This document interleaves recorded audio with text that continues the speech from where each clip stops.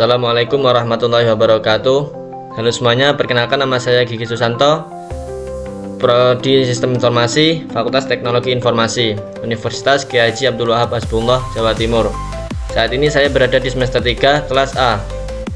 Dalam video ini saya ingin berbagi materi menarik tentang 3 mikrokontroler populer, yaitu Atmega, ESP8266, dan ESP32. Oleh karena itu, memahami dasar-dasarnya adalah langkah awal yang krusial untuk menciptakan solusi inovatif di era digital ini. Dalam materi ini, saya ingin membahas fitur utama, kelebihan, kekurangan, hingga aplikasi praktis dari masing-masing mikrokontroler tersebut. Harapannya materi ini dapat membantu teman-teman memahami teknologi ini lebih dalam dan memotivasi kalian untuk bereksperimen lebih jauh. Semoga video ini bermanfaat dan menambah wawasan kita semua. Langsung saja kita ke materinya, yaitu mengenal mikrokontroler Atmega, keluarga ESP8266 dan ESP32. Pengenalan mikrokontroler. Mikrokontroler adalah komponen penting dalam dunia elektronik dan pemrograman embedded, terutama dalam pengembangan perangkat IoT. Atmega, ESP8266, dan ESP32 adalah beberapa jenis mikrokontroler populer yang banyak digunakan karena keunggulan fitur dan kemampuan mereka. Di era teknologi yang serba canggih ini, hampir semua perangkat elektronik yang kita gunakan melibatkan otak kecil yang disebut mikrokontroler. Mikrokontroler adalah sebuah chip yang dirancang untuk mengontrol perangkat dan menjalankan berbagai tugas otomatis, mulai dari mengatur lampu di rumah hingga mengoperasikan perangkat IoT seperti termostat pintar. Pada video ini kita akan membahas 3 jenis mikrokontroler, yaitu Atmega, ESP8266, dan ESP32. Kita akan menjelaskan fitur, keunggulan, kekurangan, dan kapan sebaiknya menggunakan masing-masing mikrokontroler tersebut. Dengan ini, Anda akan mendapatkan wawasan yang lebih jelas tentang mana yang cocok untuk proyek Anda. Mikrokontroler Atmega adalah pilihan sederhana dan ideal untuk belajar, terutama karena digunakan dalam platform seperti Arduino. Yang kedua, ESP8266 di sisi lain menawarkan konektivitas WiFi bawaan dengan harga terjangkau, menjadikannya sangat cocok untuk aplikasi IoT dasar. Sedangkan ESP32 adalah mikrokontroler masa depan dengan performa tinggi, konektivitas WiFi dan Bluetooth, serta kemampuan multitasking untuk proyek yang lebih kompleks. Berikut adalah penjelasan tentang masing-masing mikrokontroler. Yang pertama yaitu mikrokontroler Atmega. Mikrokontroler Atmega adalah bagian dari keluarga AVR dengan yang berbasis arsitektur hardware 8 bit. Diproduksi oleh Atmel, sekarang bagian dari Microchip Technology. Mikrokontroler ini populer di kalangan hobi dan profesional karena digunakan pada platform Arduino. Untuk detail teknisnya, yaitu yang pertama arsitektur 8 bit RISC, yang kedua kecepatan CPU hingga 16 MHz seperti pada Atmega 328P. Untuk memorinya yaitu 1 flash hingga 256 KB digunakan untuk menyimpan program. Yang kedua RAM hingga 8 KB digunakan untuk data sementara selama program berjalan. Yang ketiga EEPROM hingga 4 KB untuk penyimpanan data permanen. Untuk jumlah pin pada detail teknis yang tadi, yang pertama GPIO hingga 54 pin pada Atmega 2560. Yang kedua 12C SPI WRT tersedia untuk komunikasi serial. Dan yang terakhir daya operasi tegangan kerja 5V atau 3.3V tergantung pada modelnya. Nah, ini untuk kelebihan dan kekurangannya dari Atmega tadi. Yang pertama, mudah dipelajari, sangat populer dalam komunitas pemula karena banyak tutorial dan proyek berbasis Arduino. Yang kedua, hemat energi, ideal untuk perangkat dengan daya baterai.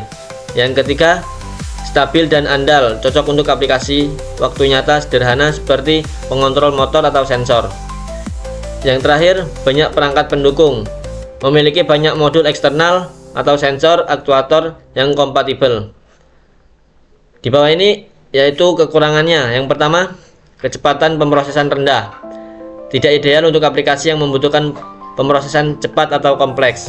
Yang kedua, tidak ada konektivitas bawaan. Tidak mendukung WiFi atau Bluetooth tanpa modul tambahan. Dan yang terakhir, memori terbatas. Tidak cocok untuk proyek yang membutuhkan data besar atau fitur canggih. Nah, ini contoh aplikasi dari microcontroller Atmega tadi. Yang pertama yaitu proyek DIY sederhana seperti robot line follower. Yang kedua, sistem sensor analog seperti pembaca suhu atau kelembapan. Yang terakhir, pengendali motor untuk rebooting dasar. Untuk yang kedua, microcontroller ESP8266. ESP8266 adalah microcontroller 32 bit yang dikembangkan oleh Espressif System. Microcontroller ini dikenal sebagai solusi murah untuk perangkat IoT dengan konektivitas WiFi. Untuk detail teknisnya yaitu yang pertama, arsitektur 32 bit Tensilica L106. Yang kedua, kecepatan CPU 80 MHz hingga 160 MHz. Untuk memorinya yaitu 1 flash hingga 4 KB. Untuk RAM 50 KB untuk pemrosesan data dan 90 KB untuk instruksi. Konektivitas built-in WiFi 802.11b atau 2.4 GHz. Untuk jumlah pinnya, yang pertama GPIO hingga 17 pin. Yang kedua, mendukung komunikasi serial seperti 12C, SPI, dan UART. Untuk daya operasinya, tegangan kerja 3.3V.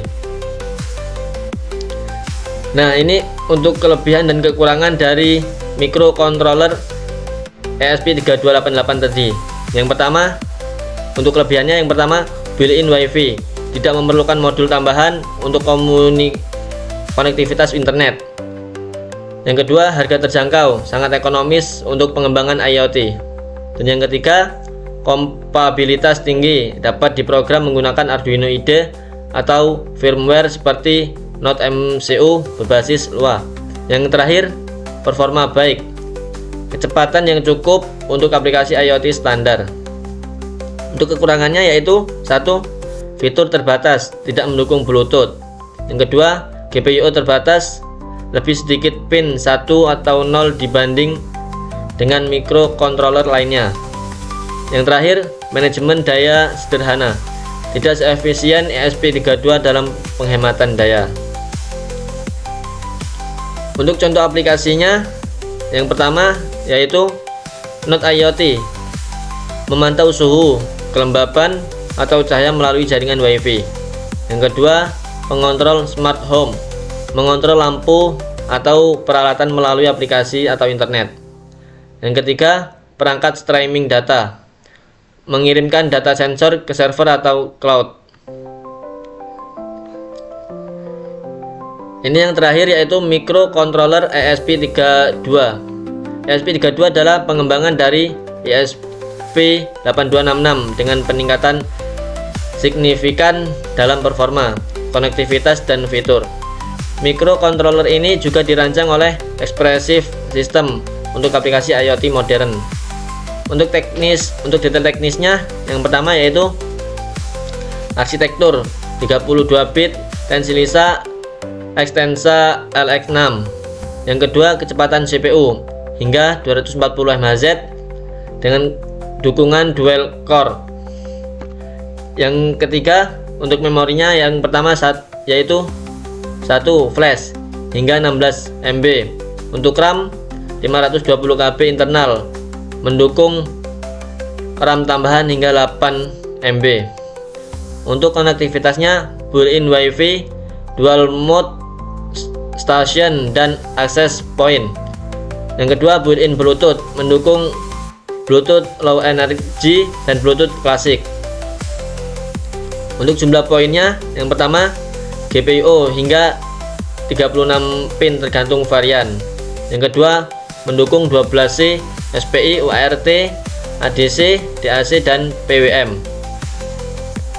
Yang terakhir, daya operasi tegangan kerja 3.3V mendukung mode deep sleep untuk penghematan daya. Nah, ini untuk kelebihan dan kekurangan dari ESP32 tadi. Yang pertama yaitu performa tinggi. Dual core CPU memungkinkan multitasking. Yang kedua, fitur lengkap, WiFi, Bluetooth, ADC, DAC, dan sensor bawaan seperti touch. Yang ketiga, hemat energi, mendukung mode ultra low power untuk aplikasi yang bergantung pada baterai. Yang keempat, kapasitas GPU lebih banyak, memungkinkan pengontrolan perangkat lebih kompleks. Yang kelima, komunitas besar, banyak library dan dokumentasi tersedia. Untuk kekurangannya, yang pertama, harga lebih mahal, sedikit lebih mahal dibandingkan ESP3266. Yang kedua, konsumsi daya lebih tinggi, dalam mode aktif lebih boros dibandingkan Atmega. Ini contoh aplikasinya. Yang pertama, smart home canggih, sistem otomatisasi rumah dengan WiFi dan Bluetooth. Yang kedua, proyek IoT kompleks, pemantauan lingkungan, kamera pintar atau sistem keamanan. Dan yang terakhir, sistem berbasis AI, mendukung machine learning ringan seperti TensorFlow Lite. Nah, ini adalah bentuk tabel perbandingan antara Atmega, ESP3266 dan ESP32. Untuk fiturnya arsitektur, untuk Atmega 8 bit AVR, ESP8266 32 bit Tensilica, ESP32 32 bit Tensilica dual core. Untuk kecepatan CPU-nya, yang Atmega 16 MHz, ESP8266 80 sampai 160 MHz. Untuk ESP32-nya 160 sampai 240 MHz. Nah, ini untuk WiFi-nya. Yang Atmega dan ESP8266 ini tidak ada tidak ada WiFi, sama seperti dengan ESP32. Untuk Bluetooth-nya, Atmega dan ESP8266 itu tidak ada, tetapi yang untuk ESP32 ada atau BLE dan klasik. Untuk GPIO-nya yang untuk Atmega hingga 54 pin, ESP8266 hingga 17 pin, dan ESP32 hingga 36 pin. Untuk memori flashnya, yang Atmega hingga 256 KB, ESP8266 hingga 4 KB, dan ESP32 hingga 16 KB. Untuk RAM-nya, Atmega 8 KB, untuk yang ESP8266 5 KB, dan ESP32 500 KB atau internal. Ini yang RAM yang paling besar, yang ESP32. Untuk harganya, yang Atmega dan ESP8266 itu sangat terjangkau dan murah, dan yang ESP32 sedikit lebih mahal tapi menghasilkan maksimal. Untuk kesimpulannya, Atmega cocok untuk proyek kecil atau sistem sederhana tanpa konektivitas jaringan. Yang ESP8266 ideal untuk IoT dengan kebutuhan WiFi dasar. ESP32 unggul untuk proyek canggih yang memerlukan performa tinggi, WiFi dan Bluetooth.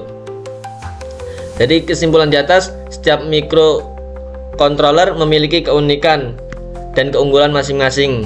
Microcontroller Atmega sangat cocok untuk proyek sederhana dan edukasi dasar, terutama bagi pemula yang ingin belajar tentang elektronika.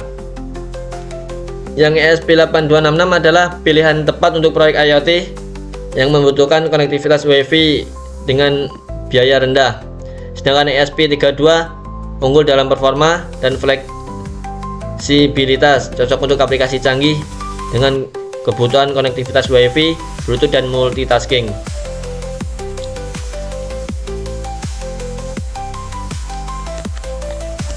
Baiklah, itu tadi dari saya. Semoga penjelasan ini dapat memberikan gambaran yang jelas tentang kelebihan dan kekurangan masing-masing microcontroller, sehingga Anda dapat memilih yang paling sesuai dengan kebutuhan proyek Anda.